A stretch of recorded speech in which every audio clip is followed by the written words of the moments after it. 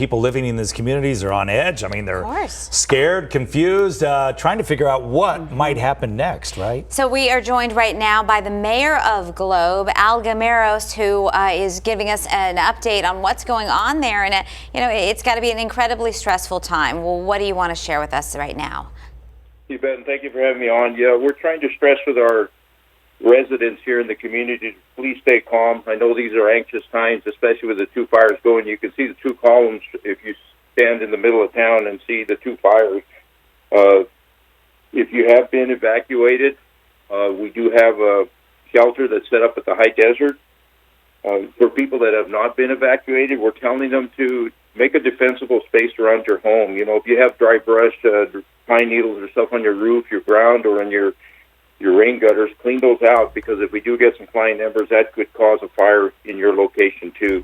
We also want our residents to be aware of the amount of fire apparatus we have in our community. So just be safe. Don't be driving around fast and crazy. Understand what set means. Understand what go means.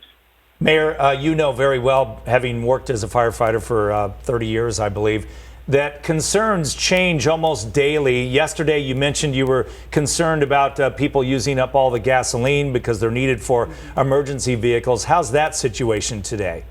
You know, it appears that has stabilized out. We did get some fuel in, again, working with ADOT and getting trucks into our community. So I think that has really stabilized out. I think the community is doing an amazing job. We just got to, be safe, and that's what we're really stressing. We did see a lot of active growth. I think you guys reported about a 10,000 acre growth overnight. The Pinal Mountains is very steep, very dangerous, unsafe for firefighters to actually put them in harm's way. So they're protecting our community tower, our communication towers at the top of that hill, and our cabins. But this team has done an amazing job to keep us south of our community and not burn any structures up to now. And Mayor, we have just received some just remarkable, stunning images from viewers of what's going on out there. And I mean, it looks straight out of a movie in some of these circumstances. So I imagine for you, from the perspective you have in dealing with fires over the years, I mean, what does this look like to you based on experience in this community? Well, our community has never seen something of this magnitude. Especially at night, you can really see the fire burning. A lot of that is all strategy, though. A lot of that is burning from the hot shots. We're seeing a lot of air attacks. Like I said, our community has not seen that. We've seen some smaller brush fires, wildland fires in our community, but nothing of this magnitude. This fire, we did have a Pinal fire a couple of years ago, and I think that's where it's headed.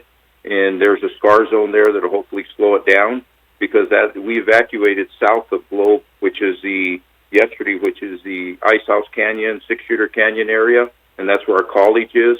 So that fire is heading in that direction today. Well, Mayor, we'll let you get back to what you're doing. I know you're very busy right now. The two fires appear to be a little more than 10 miles apart, so we're praying that they do not burn together and collide. That would not be good, but we're keeping our fingers crossed for you guys. And we appreciate that very much. I know they're going to be working hard these next couple of days. They are anticipating high winds and higher temperatures this weekend.